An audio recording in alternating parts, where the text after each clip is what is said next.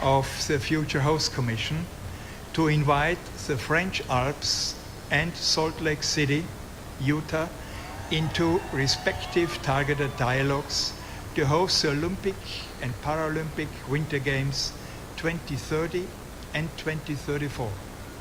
So we recommend a double allocation for the next winter editions. The IOC will now start more detailed discussions with the preferred hosts led by their NOCs with the aim to award the two editions at the 142nd IOC session in July in Paris. In addition, the IOC Executive Board decided to grant the non-edition specific project Switzerland 23X a special status by inviting it into privileged dialogue for the Olympic and Paralympic Winter Games 2038. Why? As you know, there are 4 interested parties with a current interest in hosting the Olympic Winter Games: France, USA, Sweden, and Switzerland. Commission members were deeply impressed by all 4 projects: technical excellence, passion for Olympic winter sport, and commitment to the sustainability principles of Olympic Agenda 2020+5. What really stood out about the French Alps and Salt Lake City, Utah projects were the vision for the athletes' experience, their alignment with the regional and national socio-economic development plans, and the very strong support from the public and from the levels of government. The Commission felt strongly that the other interested parties would benefit from more time to optimize the athletes' experience of their future games and to continue to build on the burgeoning foundations of public and political support. Switzerland 23X has great potential with its project aligned with Olympic Agenda 2020+5 and the principles of sustainability, cost reduction, environmental protection, and legacy. Today's decision was based on these positive elements.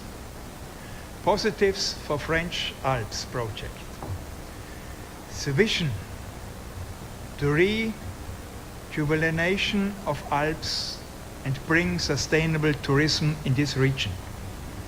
The Games plan: maximum use of venues, 5 to 4 clusters, alignment with the development plans and Olympic Agenda 2020+5.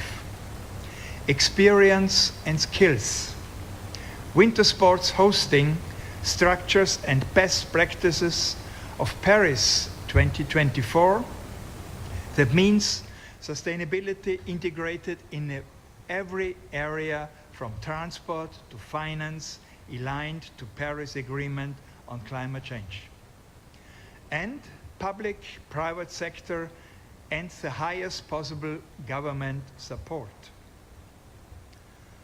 Positives of Salt Lake City, Utah. That was the vision to build on the legacies on 2002 and create a future for venues and sports program.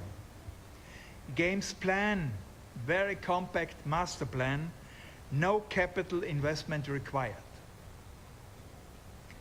Experience in US of hosting major international events in most Olympic winter sports. Exceptional public support and the highest level of national, state, and city government support. Positives of Switzerland 2003X. There are many exciting venues for winter sport. Switzerland has a great experience in hosting international winter sport events, and its role as a host country of the IOC and many international federations. This is why it was felt at our Commission could be a good opportunity for both sides. But we need a strong support from the public and also from the governmental side. And thank you to Sweden. The Swedish project presented an impressive vision to stage the most sustainable games in history. The project was technically excellent. The quality of the world-class competition venues and the strong tradition of winter sport in Sweden is clear for all of us. The Commission felt further work needs to be done when it comes to a building support at all levels, including the necessary government entities and also from the business sector. The Commission also expressed concerns with the proposed funding strategy. Private revenues appear to be on the high side, in particular when it comes to domestic sponsorship and ticketing. The Commission therefore concludes that Sweden should be encouraged to continue to strengthen their concept. What happens now? What are the next steps?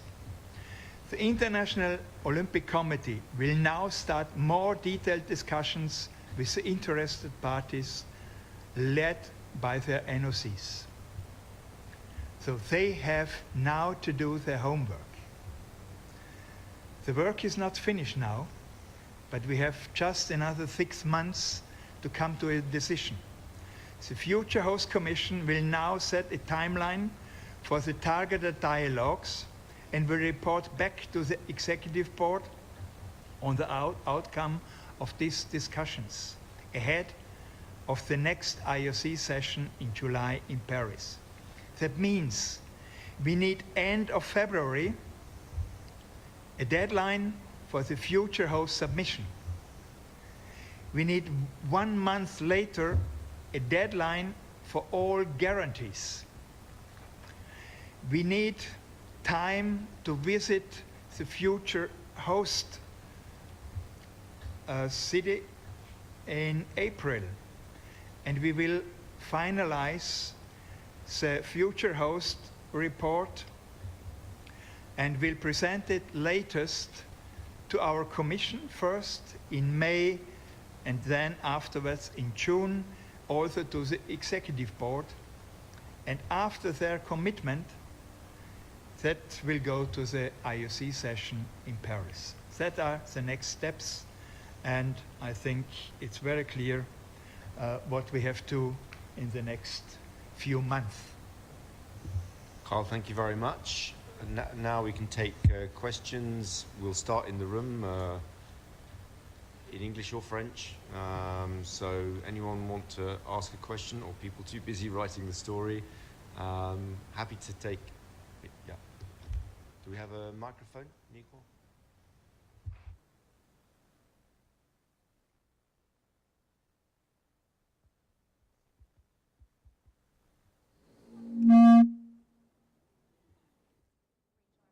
We did it! Congratulations, Utah. One of the key reasons, and I spoke to the IOC early this morning, I kind of knew what was coming. They love Utah. They love our people.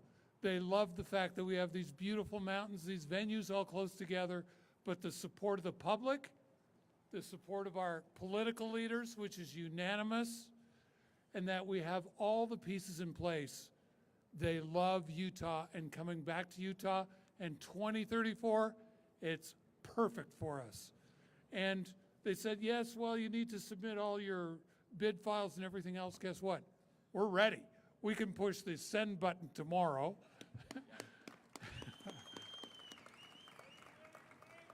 ready, willing, and able. It's because we have great support.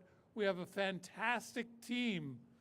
The team, Kat, Colin, Darren, Molly, anybody else, please wave, Tom. These guys are relentless in their work that we work. I mean, Darren started at 4:50 this morning, I think. But we're always working. We're proud to be part of this. And we're so grateful for our fantastic political leaders. So, Governor Cox, please.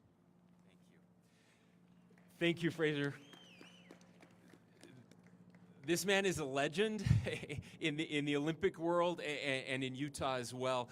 You know, this doesn't happen without 2002. I think that's pretty obvious for everyone.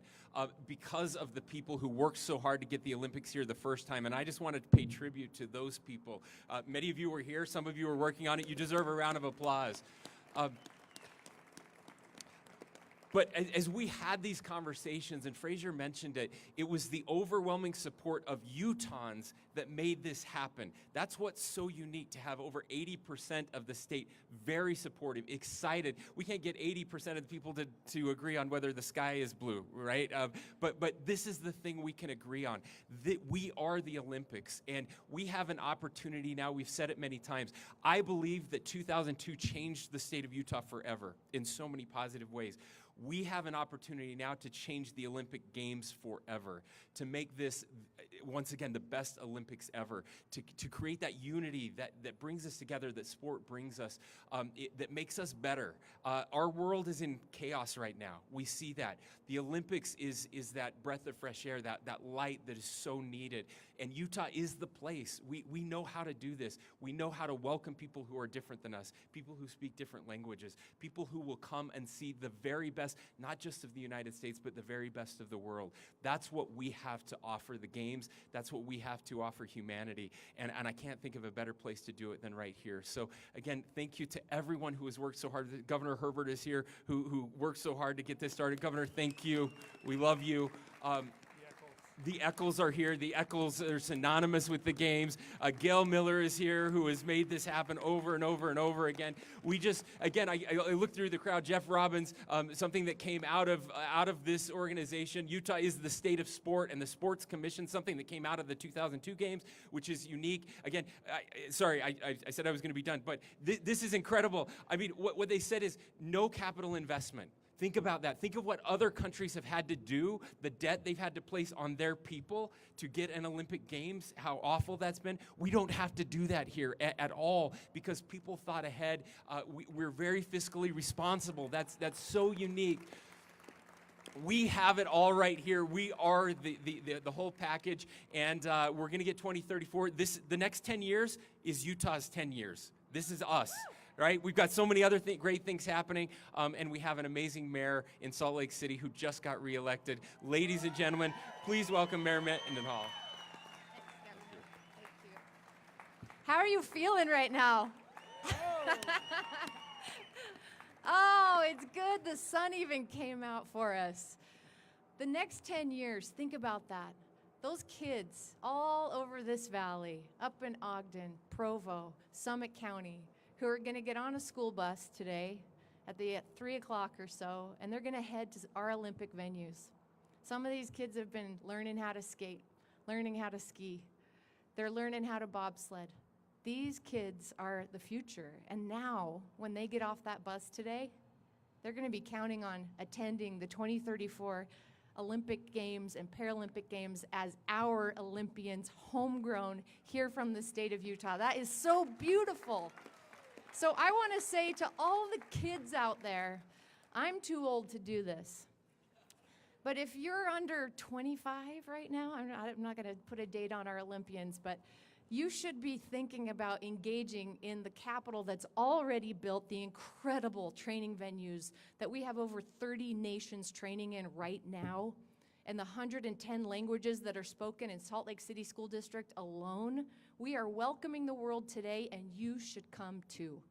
Come and join us. Be a part of this movement, because we're not building buildings to host this Olympics. We're building community. We are a community that has Olympics in our DNA. That's why this feels so good and why we know we're going to get this done. But what we do next, That's the beautiful part. From the 2002 games, we celebrate the tracks that we still use. We celebrate the Olympic venues, and we celebrate the identity of the state of Utah that was elevated properly to show who we really are and how loving and welcoming we are. Think about, without having to build all of that infrastructure, what do you want out of these games? How are we going to transform our identity yet again? We have been through a lot as a city in the last several years. We've shown our tenacity, we've shown our character, our spirit, and our love for each other. We are so ready for this, and I am so proud of this team that has put this together, and we're about to lock it in. We'll see you in Paris, IOC, in July. I want to welcome some Olympians up here with us right now. Shannon Barkey, would you join us? Ted Ligety, if you're here. I know, there you are. We have a lot of Olympians here. Derek Parro. Derek, will you come up? Come on up. Chris Waddell. If I can't see any other Olympians who are here, please come on up. Do you want to speak, say a few words? Sure, yes, come I on will. Up, Shannon. Thank you. Come on up, Olympians, yay, and Paralympians. This is really emotional for me. I remember moving here in 1998 in hopes of making my dream come true. I was a student at the University of Utah, and I went to my first football game. And I remember walking out and seeing all of the players on that field, seeing all of the coaches and everybody on the sidelines who were making it happen, and seeing all the energy in the stadium and the lights and the crowd. And I stopped in that moment and I thought, oh my gosh, the Olympics are going to be here in 4 years. Could I be there? Could I walk out as a member of Team USA? And I'll never forget, I closed my eyes, and that was the vision that I thought of 900 times a day, working the hardest I could get to walk into that stadium 4 years later. And I was so lucky to be able to do that, to walk in as a member of Team USA and bring the world together, and then stand up at the top of Deer Valley and win America's first medal in those Olympics. It was just this, right? It was so fun. It was so fun. But I think more importantly, what I learned during those games is that there's this spirit called the Olympic spirit that I didn't know existed. And it brought not only the athletes together, but the community together and the world together. And I have a daughter now that's 10 and a son that is 5, and they train at our Olympic venues.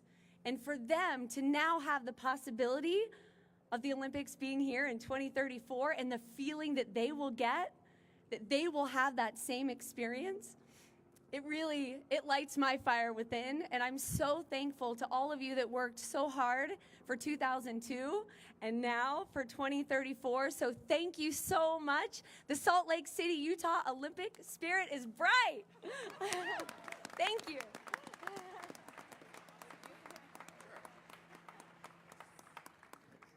Yeah, I was lucky enough to be a kid when we were awarded the games here in 2002, and then was not of the age old enough to compete in 2002 like Shannon was. Sorry, I mean, I got to watch her actually, but what I was really fortunate to do was to forerun the slalom, which I was not anywhere close to being of the competitive caliber, but to see the best in the world on their biggest day, acting similar to my friends and I were at local races, was a huge realization to realize that these dreams were achievable. And then to 4 years later go on and win an Olympic gold medal in Torino was an amazing experience, a dream come true. But I think one of the coolest things about that is I was the first Utah-born and raised kid to win an Olympic gold medal in every single Olympics. Since then, we've had a new born and raised Utahn win Olympic gold medals, which I think is just amazing to show what the legacy of these games has shown over the years, is that we will have kids at these Olympics that are kids right now winning gold medals, which is amazing. And that's the legacy of 2002, and that'll be the legacy of 2034 as well, which I think is just so amazing that this community can build these kind of athletes and then build these kids' dreams. And like you said, building communities. This is amazing. This is such a cool opportunity for my kids are 3 and 6, and to have them be able to just watch the games. Who knows if they'll take part, but just it's an amazing opportunity for them and for the kids of our community here. So thank you very much.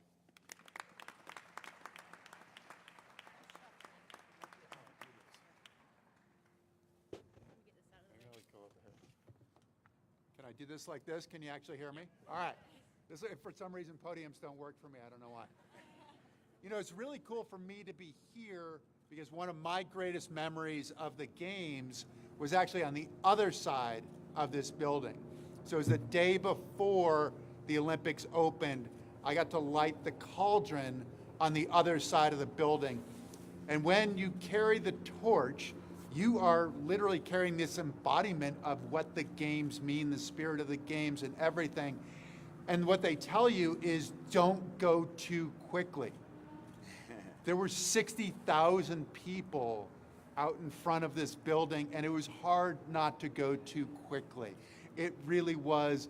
But to also get that opportunity to light the cauldron, to see the games arrive here in Salt Lake, and then the next night were the opening ceremonies.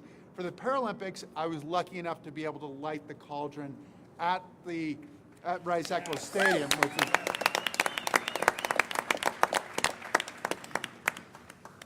and it was a packed house. It was a bit of a rainy sort of night, cold night, but it was a packed house, and I don't think anybody really noticed the weather at all. The women's downhill was postponed because of too much snow. Yes. Exactly. So the women and the men raced on the same day up at Snow Basin. And I was going up for my run, and I heard this just tremendous roar. I'm not used to tremendous roars. We often are competing, and we don't have those kinds of fans. This was, the whole group came out to watch the Paralympics. As a Paralympian, this was a monumental step for the Games, to be included in the preparation of the Games, to be an equal partner in the Games, to see where it came. And where it really mattered was actually on the last night. So our hockey team was not supposed to be in the tournament. The only reason they were in the tournament is because we were hosting the Games. They ended up going undefeated and then ended up played in the gold medal game. My races were finally done. We went to watch the game. A bunch of my family had watched too many events. They were too tired. They didn't want to come, so I had a bunch of extra tickets on me. And what was amazing to me was I was going to a Paralympic event. We got out of the car, and people said, "Do you happen to have tickets?" People were trying to get tickets in the parking lot for the Paralympics. It was a gigantic step for the Games, and that was a gigantic step in 2002. 2034, it will continue to be better and better. The kids, the community will continue to grow, and we are so lucky to have the world come and visit us, to have the opportunity to host them. So I'm looking forward to that, and I certainly defer to all of the amazing leadership. This is an amazing team, so we are in great hands. Thank you all for being here, and thanks for giving me an opportunity to talk. Thank you.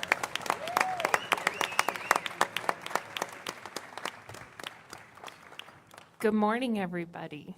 There are a lot of smiling faces out there. I can tell you that I think some of us have had smiles for several hours now, that's for sure. But I just want to say thank you. Thank you to our community, thank you to our officials, and to our athletes. We've been at this for 11 years, and you have stayed with us the entire time. And for an athlete, you showing up tells us that you believe in us. You believe in our dreams. And that's huge. And so when we look at hosting a future Games again in 2034 and bringing it back, we're here for our community. I couldn't agree more with the governor and the mayor. This is Utah's time.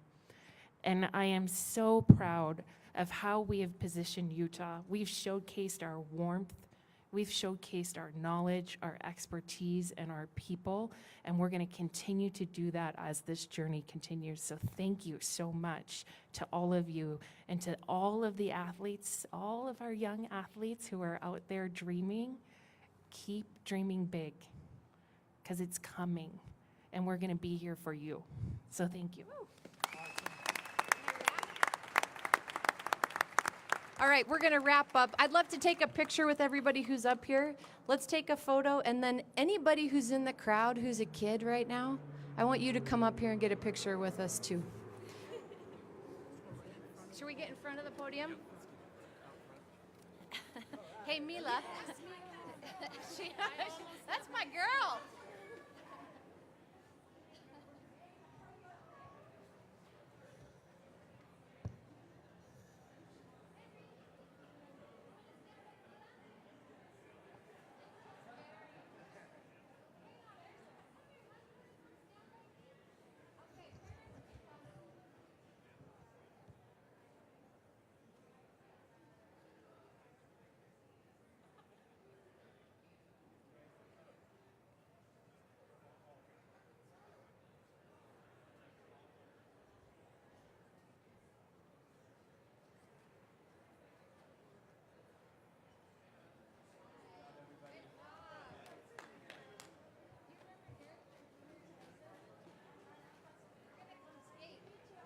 Is this your daughter?